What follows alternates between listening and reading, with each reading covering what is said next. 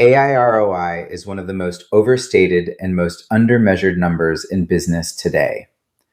Every vendor claims it, every internal team promises it, and in too many organizations, no one is rigorously measuring it. So the numbers float: 15% productivity here, 20 hours saved there, 2 weeks shaved off the cycle, and none of them connect to anything you can defend in front of your CFO or your board. Today, I'm going to give you the honest framework for measuring AI ROI, the framework that produces numbers your finance partner will trust, your board will fund, and your competitors won't be able to dispute. Start with this. Every AI workflow you measure should be measured across 5 dimensions, not one, 5. Dimension 1, productivity. How much faster can people complete the workflow with the AI than without it? Measured in time per task, tasks per hour, or tasks per FTE per quarter. Dimension 2, quality. How does the quality of the output compare with and without the AI? Measured in error rate, escalations, customer satisfaction scores, or rework percentage. Dimension 3, cycle time. How long does the end-to-end process take with the AI versus without?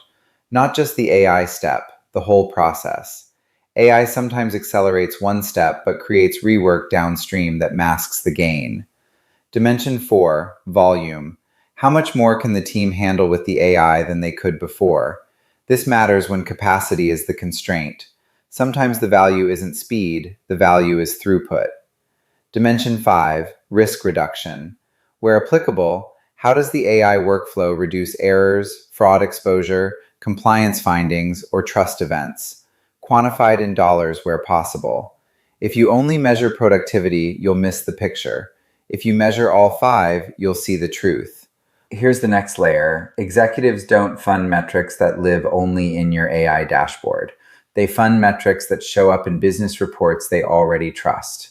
The trick is to translate every AI metric into a business metric your executive team is already tracking. Productivity metric, agent productivity up 15% becomes cost per ticket reduced from X to Y, freeing Z dollars per quarter. That number can land in the operations report your COO already reviews. Quality metric, AI draft accuracy up 12% becomes rework rate down 12%, saving X analyst hours per month. That shows up in the operational efficiency dashboard. Cycle time metric, support ticket resolution time down 22 hours becomes customer satisfaction score up 4 points, expected to lift retention by Y%. Now it's in the customer success dashboard. Volume metric. Team handles 30% more volume becomes we onboarded 25% more customers in Q2 with the same headcount. Now it's in the growth report. Risk reduction. Detected 20% more fraudulent invoices becomes avoided X dollars in fraudulent payments, reducing risk exposure by Y. Now it's in the finance and risk report.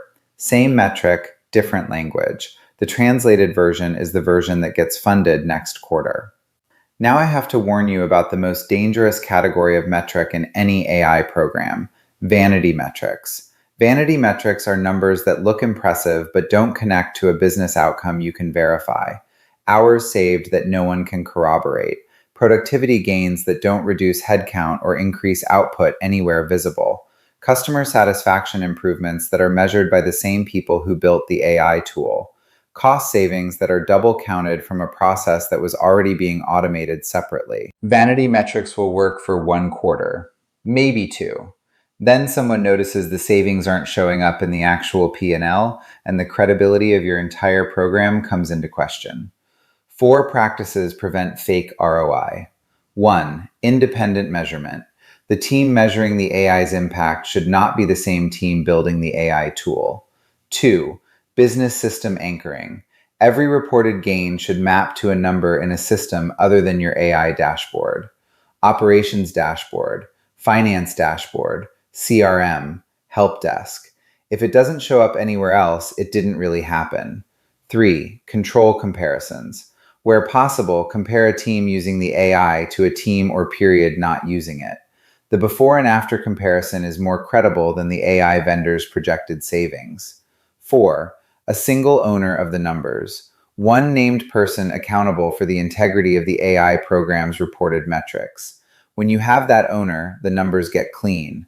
When you don't, the numbers drift. 5. Here's the reporting rhythm that turns measurement into a leadership instrument instead of a chore. Monthly program update, 1 page. Active pilots, current metrics, key decisions needed. Sent to the executive sponsor and program participants. Quarterly portfolio review, a tighter view across all active workflows, trends, wins, stalled pilots, risk posture, vendor performance, goes to the broader executive team.